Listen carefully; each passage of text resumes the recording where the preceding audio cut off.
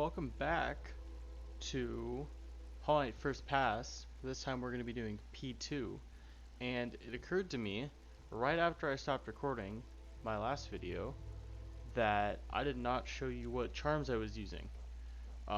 Soul Catcher, Shaman Stone, Mark of Pride, Spell Twister, and Dream Wielder.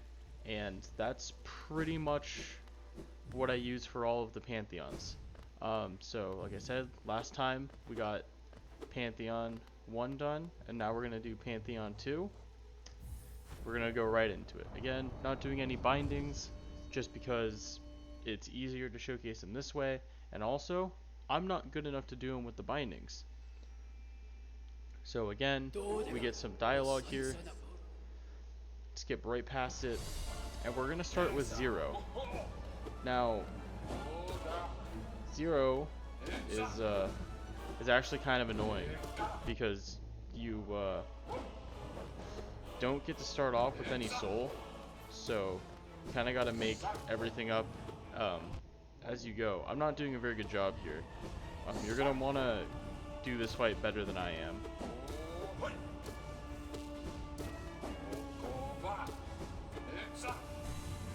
And as soon as he brings out his 4 swords, you're gonna want to start abyss shrieking him, being more careful than I am. He's not taking a lot of damage from those abyss shrieks because it keeps pushing him to the side. But then after 0, we roll right into Crystal Guardian. Not a difficult boss. As long as you watch out for the lasers from the top, you really shouldn't have any issues. I stopped attacking there for a second so I didn't get pushed back into the lasers. That was not very good on my part, but there it is. You gotta watch out for the lasers after he's dead too. Sometimes he'll spawn in lasers. But after him, Soul Master, I like to Abyss Shriek him right at the start. And then we just gotta follow him around wherever he teleports. Just like this, fire Shade Soul, it'll hit him twice. And just like his Dream variant, we're not gonna give him any downtime. Dodge all of these.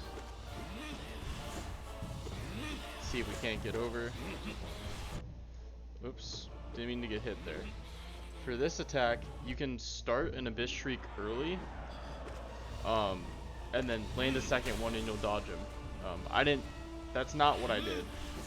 I did that very poorly. You can take this time to heal if you want, it's not necessary. We're just gonna wait for him to start having a seizure. Just like that. I found if you do a full hop and you dash, I believe he's more likely to start or to spawn in a favorable position, which is not on the ground here. Because when he's on the ground, you can't Abyss Shriek him that well, and it's very sad. Now we have to wait for another cycle. Tries to trick us here. Get right over here, and he's dead. So I'm gonna heal up just a little bit because up next we have the Obalobbles. And so, just like in Hollow 2, we're gonna want to try to damage them as evenly as possible. Getting stuck in between them is not typically a good position to be in. But if you just stay calm, it shouldn't be too difficult. Just kind of watch out where you're going. There we go. You do not want to be close to these guys or under them when you kill one of them. It's very bad. Next up, we got the Mantis Lords here. Also another good boss to practice your comboing on, just like that. The only thing that's changing from our first fight with them is, if I can showcase it here, if it goes back, you can now Shadow Dash through, just towards them on the wall. This technique still applies here.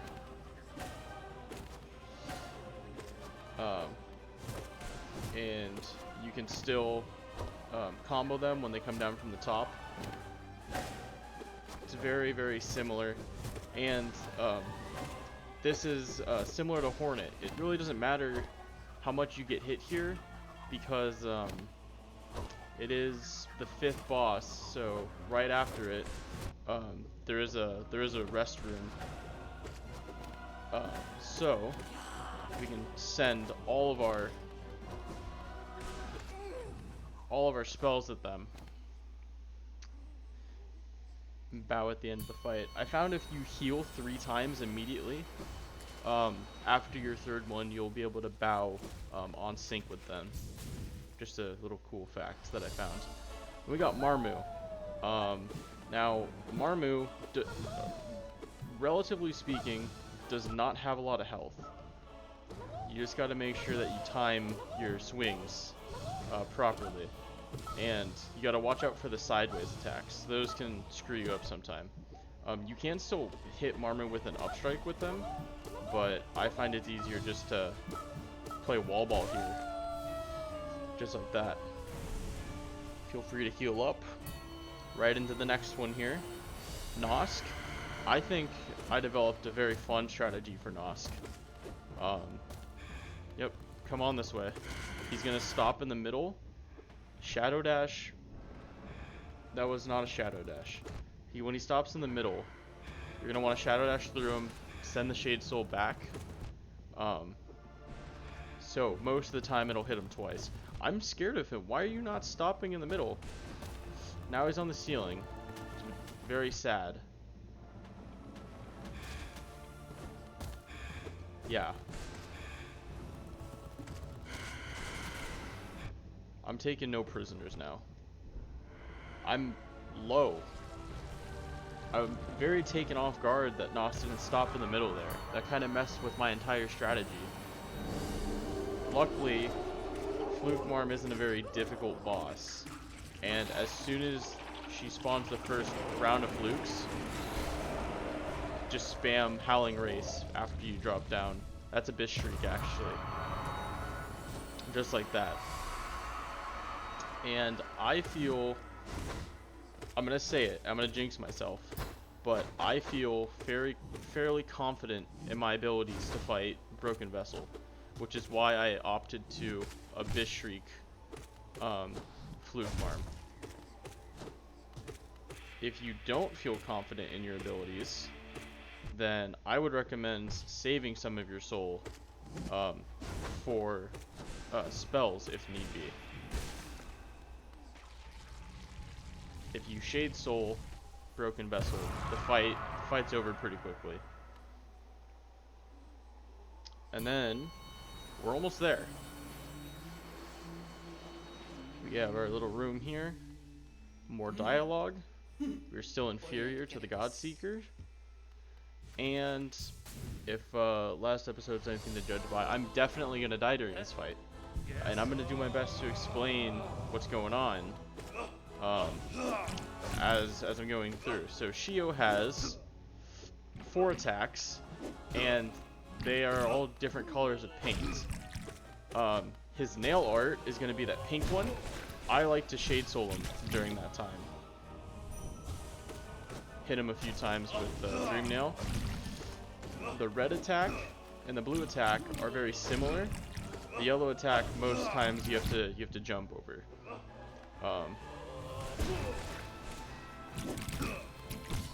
Blue attack, you can just walk towards him slowly. And the red attack, you want to slowly walk away. Yellow attack, jump on the yellow attack. That's my general strategy. I moved away there for a split second, and I dashed right into that projectile. There we go. Shio, you can also heal 3 times, and then bow just like that. So, let's see how long this took. We got our shiny center medallion here. 849, not too shabby. So, that is P2. And I will show you my charms again one more time as I head up to the bench here. Soul Catcher, Shaman Stone, Mark of Pride, Spell Twister, and Dream Wielder. That gets you 11 charm slots exactly. This is a fairly standard build. Um, it kind of has an all-around aspect to it. Um, but yeah, Dream Wielder's super nice because it allows you to Dream Nail, say Shio when he's down, and then still get some attack in. So it's super nice. Plus, after you get these three main ones in here, you're left with 3 slots. So you can put on whatever you want. Fragile Strength isn't bad. That'll give you some extra damage, and you can just shred through some of the bosses. Nailmaster's Glory is only 1. Grub Song is only 1. I think, yeah, Defender's Quest, Spore Shroom, all those are only 1. And then of course there's Overcharming, but if you're very, very confident in your ability not to take damage, then Overcharming could just help you tear through them.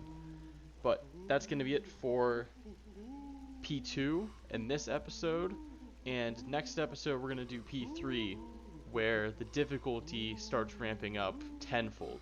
So, I will see you guys next time.